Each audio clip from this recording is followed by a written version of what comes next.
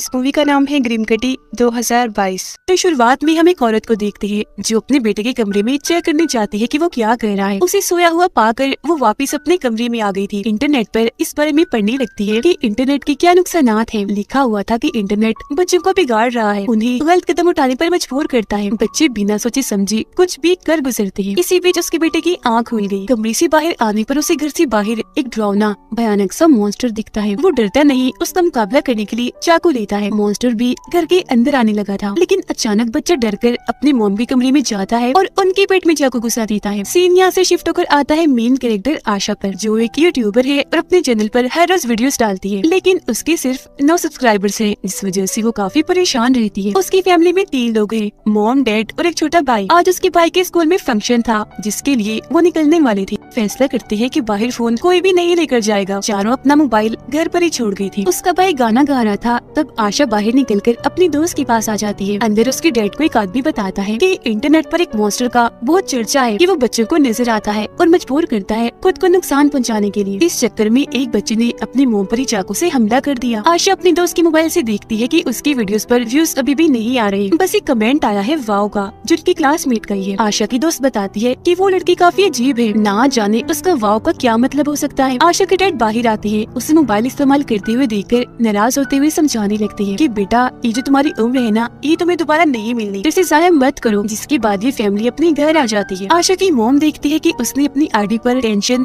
Depression जैसी चीजों की पोस्ट डाली हुई है। उसकी डैड भी इस तरह की चीजों के बारे में पढ़ती है, जो देख वो परेशान हो गई। तभी आशा की मॉम डैड दोनों के पास उस मॉन्स्टर की तस्वीर आती है, जो बच्चों को गलत काम करने पर मजबूर करता है। देखने में काफी भयानक था। इस वजह से दोनों अपने बच्चों को पास बिठाकर समझाते हैं कि इंटरनेट पर आजकल एक मॉन्स्टर की बातें बहुत ज्यादा फैली हुई है, जो बच्चों को नजर आकर गलत काम करने पर मजबूर करता है। ये ऑनलाइन आपको कहीं भी मिल सकता है, तो जरा ध्यान रखिएगा, इंटरनेट से दूर रहिए जितना हो सके। इसके बाद आशा अपने दोस्तों की वीडियोस देख रही थी, जो उसी मॉन्स्टर के बारे में ही बात कर रही थी, जिसका नाम ग्रिम कटी है। तब आशा भी मैसेज करती है कि हाँ, मुझे भी आज ही पता चला है इस बारे में। अब उसकी मॉम डैड की परेशानी बढ़ गई थी इंटरनेट को लेकर, क्योंकि उन्हें पता चला कि एक बच्चे ने अपना हाथ काटने की कोशिश की। वो जल्दी से इंटरनेट पर सर्च करने लगती है ग्रिम कटी, और उनके इसी डर के साथ उनके घर के बाहर कोई आ गया। अगले ही पल आशा को भी अपने घर ग्रिम कटी दिख जाता है। वो काफी डर गई, जोर से चिल्लाती है। उसकी चीख सुनकर डैड आकर उसे संभालती है। इनके घर पर फिर पुलिस आती है। आशा उन्हें बताती है कि मैंने भी ग्रिम कटी को देखा, काफी लंबा था वो, लाल लाल आंखें, बड़े बड़े दांत, बिल्कुल इस तस्वीर जैसा, वो डरावना लग रहा था। ये सुनकर ऑफिसर कहता है कि शहर में हर तरफ से मुझे इस तरह की खबरें आ रही है, और मेरा नहीं ख्याल कि मॉन्स्टर वगैरह कुछ हो सकता है। क्या पता कोई ग्रुप तुम्हारे समेत बाकियों के साथ मजाक कर रहा हो। आशा के जाने के बाद ऑफिसर उसकी मॉम डैड को कहता है कि मेरा ख्याल है सारे बच्चे झूठ बोल रहे हैं, ग्रिम कटी के बारे में अफवाहें हैं, जो शायद बच्चों को इसलिए नजर आ रहा है क्योंकि सबने इंटरनेट को अपने जहन पर सवार कर लिया है। ये सुनकर उसके डैड गुस्से में आ गई। कमरे में जाकर आशा का लैपटॉप और मोबाइल ले लेते हैं। सुबह जब उसकी आँख खुलती है तो उसकी मॉम डैड का कहना था कि हम कोशिश कर रही है कि कुछ ऐसा हो, हम चारों मोबाइल लैपटॉप से दूर रहे, इंटरनेट इस्तेमाल ही न करे कम से कम 1 हफ्ता। वो फिर अपने बच्चों को एक सेफ बॉक्स दिखाती है, जिसमें बिजली से बनी चीजें रखी जाती है। ये देखकर आशा के भाई को ये चीज कोई गेम लगी, तो वो जल्दी से अपना मोबाइल और लैपटॉप लाकर सेफ बॉक्स में रख देता है। आशा नहीं मानती। तब उसकी मॉम समझाती है कि जब से तुम यूट्यूबर बनी हो, परेशान रहने लगी हो, जितना तुम इन चीजों से दूर रहोगी ठीक हो जाओगी। वो जवाब देती है कि मैं कोई हेलुसिनेट नहीं कर रही थी, सच में ग्रिम कटी को देखा है मैंने। हेलुसिनेट इन्हीं जो चीज हुई भी ना हो वो नजर आई। पर उसके डैड नहीं सुनती, उसका मोबाइल छीनने लगती है। जिस बीच आशा को दोबारा ग्रिम कटी दिख जाता है। वो डर गई, चीख मार देती है, फौरन वहाँ से चली जाती है। अपने भाई के पास आकर कहती है, ड्रामेबाज, मेरे सामने नाटक मत करना, मुझे पता है इंटरनेट इस्तेमाल करने के लिए तुमने इंतजाम किया होगा, निकालो अपना दूसरा लैपटॉप। उसके भाई ने सच में अपना दूसरा लैपटॉप छुपाया हुआ था, जिसमें अभी दोनों ग्रिम कटी के बारे में सर्च करने लगती है, लेकिन उनके डैड काफी चालाक निकले, वाईफाई की तारें ही निकाल देती है। सबके सोने के बाद आशा सेफ बॉक्स को खोलने की कोशिश करती है, जो लॉक था, चाकू से खोल भी लेती है। अपना मोबाइल निकाल कर चेक करती है तो उसकी क्लासमेट के 2 मैसेजेस आए हुए थे। आशा उसे वीडियो कॉल करती है, बता रही थी कि मैंने भी ग्रिम कटी को देखा, लेकिन तब तक यहाँ उसकी मॉम डैड आ गई, जिन्हें देखकर आशा अपने कमरे में भाग जाती है। उसके डैड को पता चल गया कि सेफ बॉक्स में से आशा ने अपना मोबाइल चुरा लिया है। वो उसके कमरे में जाती है, पर आशा तो मोबाइल लेकर वहाँ से बाहर आ गई थी। क्लासमेट अपने दोस्त को भी वीडियो कॉल में शामिल कर लेती है। उसका कहना था कि एक और लड़की ने खुद को काट लिया है ग्रिम कटी की वजह से। क्लासमेट बोलती है, अच्छा सुनो मेरी बात, अभी मैं जा रही हूँ, लेकिन कल छुट्टी मत करना, जरूर आना स्कूल। इसी के साथ आशा को अपने गैराज में ग्रिम कटी दिखता है। डर कर वो भागी, तब ग्रिम कटी भी उसका पीछे करने लगता है। आशा का हाथ पकड़ के वो को कट मार देता है। वो भी चाकू से उस पर हमला करके दरवाजा बंद कर देती है। तभी उसकी मॉम डैड आ गई। उन्हें लगता है कि आशा ने खुद अपना हाथ काटा। डांट कर हाथ पर कपड़ा रखती है। चोट लगी थी इसलिए आशा को कल स्कूल जाने से मना कर देती है। वो बहाना बनाती है कि टेस्ट है कल, छुट्टी नहीं कर सकती, पर बहाना काम नहीं आया। उसके डैड मना कर देते हैं। आशा फिर कहती है कि मैं भला खुद को चोट क्यों पहुंचाऊंगी, और अगर आप चाहती हैं कि सब ठीक हो जाए मुझे स्कूल जाने दीजिए प्लीज। उसकी मॉम आशा को समझती है और कहती है कि ठीक है बेटा चली जाना स्कूल। स्कूल में बहुत ही कम बच्चे आए हुए थे शहर में चल रही इन हालात की वजह से। आशा वॉशरूम में उस क्लासमेट से मिलती है। वो कहती है मेरे पास भी मोबाइल नहीं है, मेरी मॉम डैड ने भी लेकर सेफ बॉक्स में रख दिया है। दोनों इस बारे में बात करने लगी कि आखिर हमारे मॉम डैड को सेफ बॉक्स का कहाँ से पता चला, कहाँ से इस बारे में पढ़ा होगा। खैर दोनों यहाँ से निकलकर अपने क्लासमेट के घर जाती है जो बहुत अमीर है और उसके घर में पार्टी चल रही थी। वो यहाँ इंटरनेट इस्तेमाल करने आई थी क्योंकि उसके मॉम डैड घर पर नहीं थे। वो अमीर लड़का भी मान जाता है कि कोई बात नहीं, अगर तुम्हारे पास मोबाइल नहीं है तो मेरा मोबाइल लैपटॉप जो दिल चाहे इस्तेमाल कर सकती हूँ। अब पार्टी में एक लड़का वीडियो बनाता है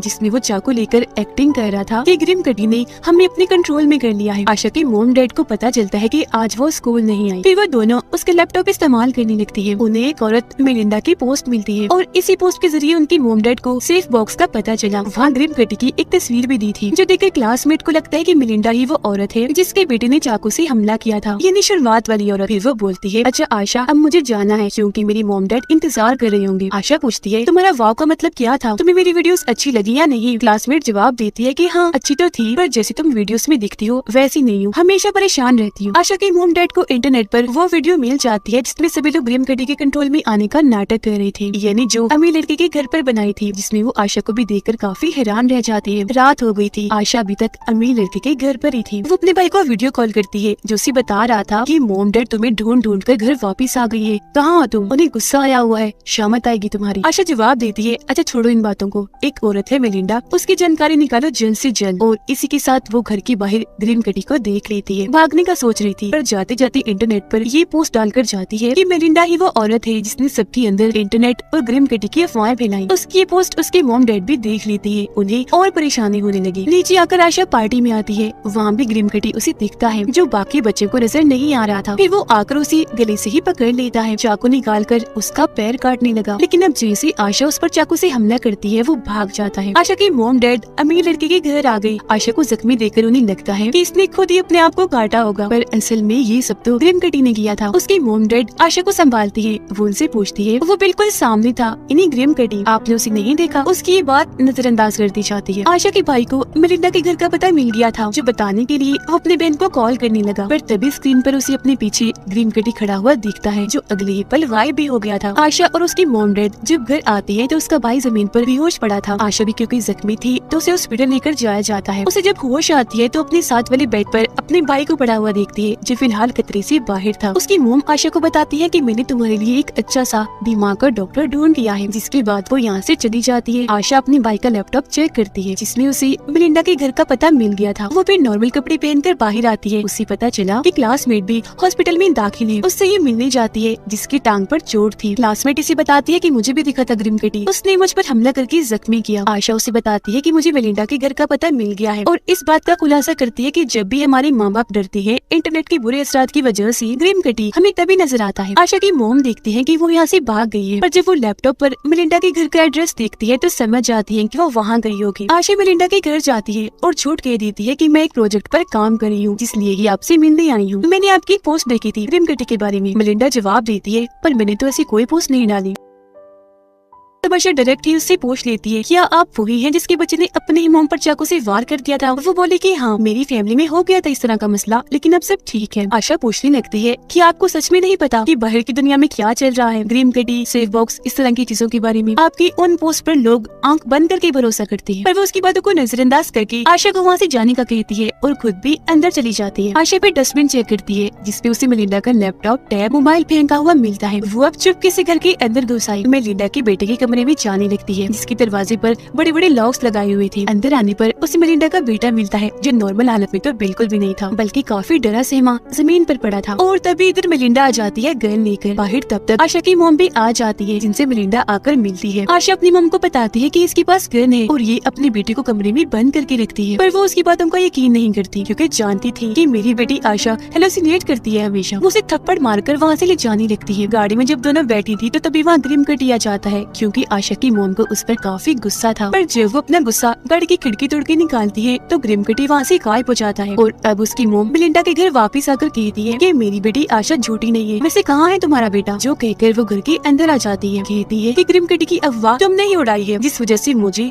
और बाकी लोगों को न जाने क्या क्या सहना पड़ा। तो मुझे सारी सच्चाई बता दो, मैं चली जाऊंगी यहाँ से। मेलिंडा बताती है मैं खुद नहीं जानती कि ग्रिम कटी आया कहाँ से। मैंने एक दिन देखा कि मेरा बेटा खुद को ही काट रहा है, बस उसको बचाने के लिए मैंने उसे लॉक करके रखा हुआ है। ये बताते हुए जैसे ही वो डरती है, ग्रिम कटी उसके बेटे के पास पहुँच गया। आशा की मॉम जल्दी से उसके बेटे के पास जाती है, जो हवा में लटका हुआ था, क्योंकि ग्रिम कटी ने उसे गर्दन से पकड़ के हवा में लटकाया हुआ था, पर वो आशा के मॉम को नहीं दिख रहा था। मेलिंडा फिर गन लेकर आती है, लेकिन उसका बेटा दोबारा से उस पर चाकू से वार करता है, जिससे वो नीचे गिर जाती है। चाकू से वार उसने अपनी मॉम को शांत करने के लिए किया था। अब आशा और उसकी मॉम मेलिंडा के बेटे को हॉस्पिटल लेकर जाती है। उसकी मॉम आशा को मनाती है, प्यार करती है, क्योंकि अब उन्हें यकीन हो गया था कि आशा सच कह रही है। ग्रिम कटी सच में है जो ये सब करता है और ये बात अफवाह नहीं है। क्लासमेट की दोस्त आशा को बताती है कि क्लासमेट की हालत काफी खराब है, शायद वो बेचारी बच न पाए। आशा की मॉम उसके डैड को बताती है कि हमारे बच्चे सही है, वो सच बोल रहे हैं, उन्हें कोई दिमागी मसला नहीं है। फिर तभी इधर पुलिस आकर आशा की मॉम को ले जाती है, मेलिंडा और उसके बच्चे के बारे में छानबीन करने के लिए। आशा का भाई जब हॉस्पिटल के हॉल में खड़ा था तो उसे वहाँ ग्रिम कटी दिखता है। उसे देख जैसे वो वहाँ से भागता है, आशा उसे पकड़कर कमरे में लाती है और बता रही थी कि मैं मेलिंडा से मिली थी और मुझे पता चला कि जब भी हमारे माँ बाप डरते हैं, ग्रिम कटी हमें तभी नजर आता है और हमला करता है। यही वजह है कि मेलिंडा के बेटे ने अपने ही मॉम पर वार किया था, सिर्फ उनका ध्यान भटकाने के लिए, शांत करने के लिए। और अब मैं भी जानती हूँ कि ग्रिम कटी को कैसे रोकना है। उसका भाई पूछता है कहीं तुम डैड पर वार करने वाली तो नहीं हो। अब तभी तक ग्रिम कटी आकर उसके भाई को गले से पकड़ लेता है। ये देखकर अपने भाई को बचाने के लिए आशा बाहर आती है, अपने डैड का ध्यान भटकाकर नॉर्मल करने की कोशिश करती है। उनका डर जैसे थोड़ा कम होता है, ग्रिम कटी उसके भाई को छोड़ देता है और वहाँ से उसका भाई भी भाग गया था। अब ग्रिम कटी आकर आशा को ही पकड़ लेता है। हालांकि वो चाकू से कई बार उस पर वार करती है, पर इससे कोई भी फायदा नहीं होता, क्योंकि उसे तकलीफ हो ही नहीं रही थी। वो तो आशा को अपनी जुबान तक काट के दिखाता है। तभी उसके डैड वहाँ आ गई और वो चाकू से उन पर वार कर देती है, जो देखकर ग्रिम कटी वहाँ से भाग जाता है। पर वो दोबारा से आशा पर हमला करता है, गले से उसे पकड़कर हवा में लटका देता है, जो चीज उसके डैड भी देख चुके थे और समझ गए थे कि मेरी बेटी आशा सही कह रही थी, ग्रिम कटी है, बस वो उन्हें नहीं दिख रहा। तो अब खुद को नॉर्मल रिलैक्स करने के लिए वो खुद को एक इंजेक्शन लगाती है, जिस वजह से ग्रिम कटी उसे छोड़कर वहाँ से भाग जाता है। उसके डैड आशा से माफी मांगती है कि माफ करना बेटा, मैंने तुम पर यकीन नहीं किया, जबकि तुम सच्ची थी। तभी इधर बाकी सभी आ गई और आशा के डैड को हॉस्पिटल लेकर जाती है। अगले सीन में हम आशा को दोबारा से वीडियो बनाते हुए देखते हैं। वो इस सवाल का जवाब देती है कि हाँ, ग्रिम कटी वापस आ तो सकता है, पर हमें सबने मिलकर उसे खुद रोकना है। हम अपने मॉम डैड पर वार नहीं करेंगे, बल्कि वो रिलैक्स खुश रहेंगी। फिर उसके डैड, क्लासमेट और मेलिंडा के बेटे की हालत में भी सुधार आने लगा, मतलब सब कुछ नॉर्मल होता जा रहा था। आखिर में वो कहती है कि बेशक आ जाए ग्रिम कटी, हम भी तैयार हैं उस शैतान का सामना करने के लिए। और इसी के साथ ये कहानी इधर ही खत्म हो जाती है।